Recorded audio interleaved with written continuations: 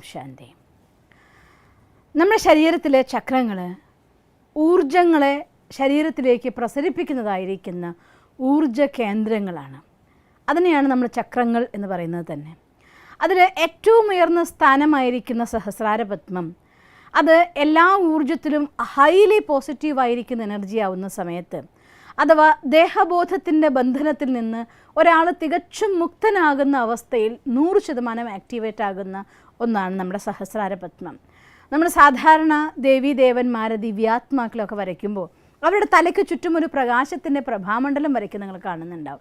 ആ പ്രഭാമണ്ഡലത്തിൻ്റെ കാണിക്കുന്നത് തന്നെ ആ ആജ്ഞാചക്രവും സഹസ്രാരപത്മവും അത് 100% പ്രകാശമാനായി മാറുന്ന സമയത്ത് അവിടെ നമുക്ക് അതിൻ്റെ ചില ക്യാമറകളിൽ പോലും അതിൻ്റെ വൈബ്രേഷൻ കാണാറുണ്ട്.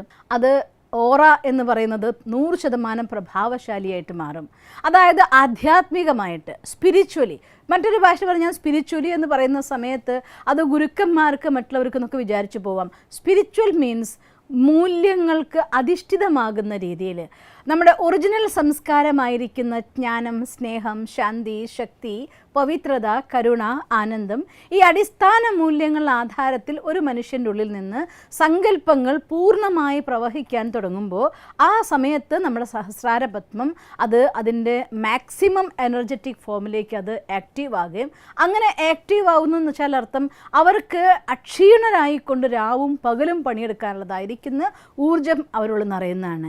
ഈവൻ അവരുടെ ശരീരത്തിന് ഒരുപക്ഷെ ക്ഷീണം അനുഭവപ്പെട്ടാൽ പോലും അതിനെ അതിജീവിച്ചുകൊണ്ട് അവർക്ക് തൻ്റെ ലക്ഷ്യത്തിലേക്ക് മുന്നേറാനുള്ളതായിരിക്കുന്ന ഒരു സെൽഫ് മോട്ടിവേഷൻ സൈക്കിൾ എന്നൊക്കെ പറയാം.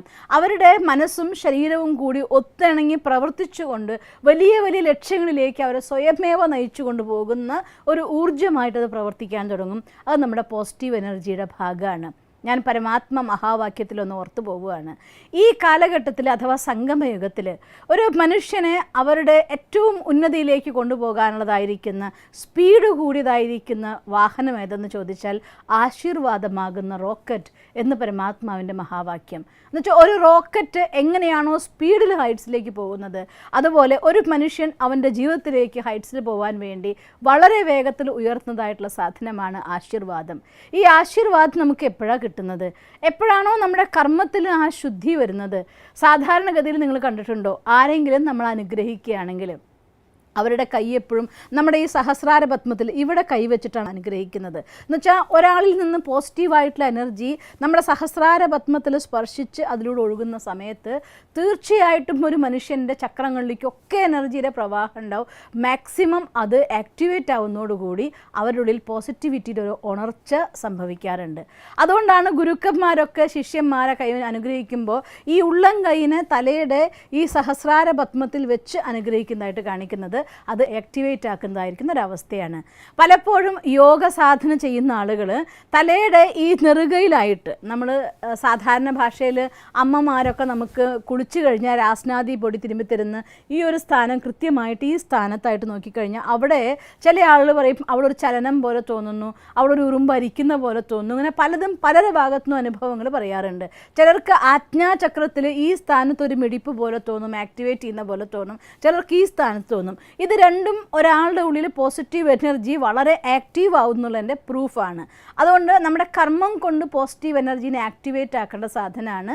അതിന് ഏറ്റവും നല്ലത് നല്ല സംസാരം, എല്ലാവരോടും സ്നേഹത്തോടെ മധുരമായി സംസാരിക്കാൻ പഠിക്കുകയും എല്ലാവർക്കും നല്ല പെരുമാറ്റം കാഴ്ചവെക്കുകയും ചെയ്യാൻ സാധിച്ചാൽ ആ കർമ്മമാണ് വാസ്തവത്തിൽ നമുക്ക് ഏറ്റവും വലിയ അനുഗ്രഹമായിട്ട് മാറുന്നത്. അങ്ങനെ സ്വയം നമ്മളെ തന്നെ അനുഗ്രഹിക്കുന്നതായിട്ടൊരവസ്ഥയുണ്ടെങ്കിൽ നമ്മുടെ സഹസ്രാരപത്മം ആക്റ്റീവ് ആകും. ഇത് ആക്റ്റീവ് ആവുന്നതിനനുസരിച്ച് നമ്മുടെ ഉള്ളിൽ നിന്ന് ഉന്മേഷം, ഉത്സാഹം, എന്തെങ്കിലും പ്രശ്നം വന്നാൽ അതിനെ അതിജീവിച്ചുകൊണ്ട് മുന്നോട്ട് പോകാനുള്ള ഒരു ഊർജം, ഒരു മോട്ടിവേഷൻ, ഒരു ഉത്സാഹത്തിൻ്റെ ശക്തി, ഇതെല്ലാം നിങ്ങളുടെ ലൈഫിൽ എല്ലായ്പ്പോഴും അനുഭവപ്പെടും. നമുക്ക് ഗാന്ധിജിയെ നോക്കിയാൽ കാണാൻ സാധിക്കും.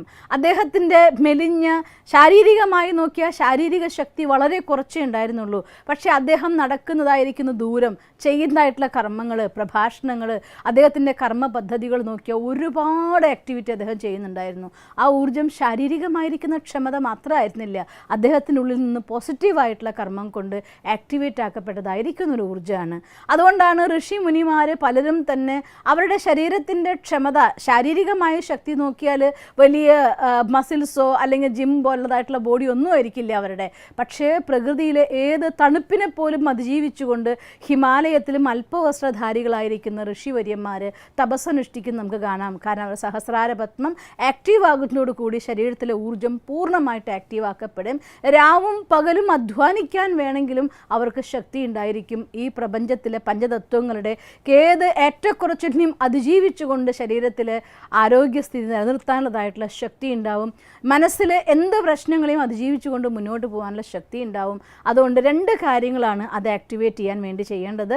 ഒന്ന്, നമ്മുടെ ശാരീരികമായിരിക്കുന്ന പ്രാണായാമങ്ങളിലെ മെത്തേഡുകൾ, കപാലഭാതി, അതുപോലെ അനുലോമ വിലോമം, ഇങ്ങനെയുള്ളതായിരിക്കുന്ന പ്രാണായാമങ്ങൾ, അതിന് പൂർണ്ണമായിട്ടും ഇവിടേക്ക് പോസിറ്റീവ് എനർജി സ്പ്രെഡാക്കുന്ന ക്ലീനിങ് നടക്കുന്ന വായുവിലുള്ളതായിട്ടുള്ള ക്ലീനിങ് ശരീരത്തിൽ സംഭവ്യമാക്കി മാറ്റും. ഒപ്പം സ്ഥൂലമായിരിക്കുന്ന രീതിയിൽ ക്ലീനിങ്ങിന് അതൊക്കെ നമ്മൾ സഹായിച്ചേക്കാം. അതേസമയം ആന്തരികമായിട്ടുള്ള ക്ലീനിങ്, അതാണ് വളരെ ഇമ്പോർട്ടൻ്റ്. അതുകൊണ്ട് നമ്മളോട്, മുതിർന്നവരോട്, വലിയവരോട്, മാതാപിതാക്കളോട്, ഗുരുജനങ്ങളോട് ആദരവോടെ പെരുമാറിക്കൊണ്ട് അവരുടെ ഹൃദയത്തിൽ നിന്ന് നിങ്ങൾക്ക് പോസിറ്റീവായിരിക്കുന്ന വൈബ്രേഷൻ കിട്ടിയാൽ സ്വാഭാവികമായിട്ടും ആ ചക്രം ആക്റ്റീവായിരിക്കും. അതുകൊണ്ട് നല്ല കർമ്മങ്ങളിലൂടെ പോസിറ്റീവ് എനർജി കൊണ്ട് നമ്മുടെ ഓറയെ പവർഫുള്ളാക്കി മാറ്റി സഹസ്രാര പത്മത്തെ ആക്റ്റീവാക്കാൻ. പിന്നെ മറ്റൊരു നല്ല മെത്തേഡാണ് ഞാൻ ഈ നശിച്ചു പോകുന്ന ദേഹം മാത്രമല്ല, ഞാൻ ആത്മാ എന്നുള്ളതായിരിക്കുന്ന ബോധം. ഇത് നശിച്ചു പോകുന്ന ഒന്നാണ്, പഞ്ചതത്വങ്ങൾ കൊണ്ടുണ്ടാക്കിയതാണ്. എത്ര സുന്ദരനായിരിക്കുന്ന ചെറുപ്പക്കാരനോ ചെറുപ്പക്കാരിയോ ആയിക്കോട്ടെ, ഒരു മാലാഖയെ പോലൊരു കുഞ്ഞായിക്കോട്ടെ, ഇതിൽ നിന്ന് ഈ ചൈതന്യം പോയി കഴിഞ്ഞാൽ അത് വെറും ജഡമാണ്, കത്തിച്ച് കളയുക നമ്മൾ ചെയ്യുന്നത്. അതിനൊരിക്കലും സൂക്ഷിച്ചു വെക്കാറില്ല. കാരണം ഇതിൻ്റെ ചൈതന്യം, ഇതിൻ്റെ ശക്തി ഈ കാണുന്ന രൂപമല്ല, ഇതിൻ്റെ ഉള്ളതായിട്ടുള്ള ആ ചൈതന്യമായിരിക്കുന്ന ശക്തിയാണ്. അതാണ് ഞാനെന്ന് പറയുന്ന ആത്മാവെന്ന് പറയുന്നത്. അപ്പോൾ അതുകൊണ്ട് ഞാൻ ശാന്തസ്വരൂപാത്മാ, ഞാൻ ശക്തി സ്വരൂപാത്മാ, എൻ്റെ സ്വധർമ്മമാണ് പവിത്രത, എൻ്റെ സംസ്കാരം സത്യമാണ്, ഇത്തരത്തിൽ ഞാൻ സത്യസ്വരൂപമായിരിക്കുന്ന ആത്മാ, ഓരോ വാല്യൂം ആത്മാവിനുള്ളിൽ ഞാൻ അതാണ് എന്ന പോസിറ്റീവ് അഫർമേഷൻ നിങ്ങൾ ചെയ്യുന്നതോടുകൂടി സ്വാഭാവികമായും നിങ്ങളുടെ സഹസ്രാര പത്മം ആക്റ്റീവാകും. ഒപ്പം ഫിസിക്കലായി കുറച്ച് എക്സസൈസ് നിർബന്ധമാണ്. നമ്മുടെ ശരീരത്തിൻ്റെ ക്ലീനിങ്, അതും പോസിറ്റീവായിട്ടുള്ള നല്ല കർമ്മങ്ങളും, ഒപ്പം അവനവൻ്റെ പോസിറ്റീവ് അഫർമേഷനും, ഈ 3 കാര്യത്തിലും നിങ്ങൾ ശ്രദ്ധിക്കുകയാണെങ്കിൽ സഹസ്രാര പത്മത്തെ നമുക്ക് ആക്റ്റീവാക്കാൻ സാധിക്കും.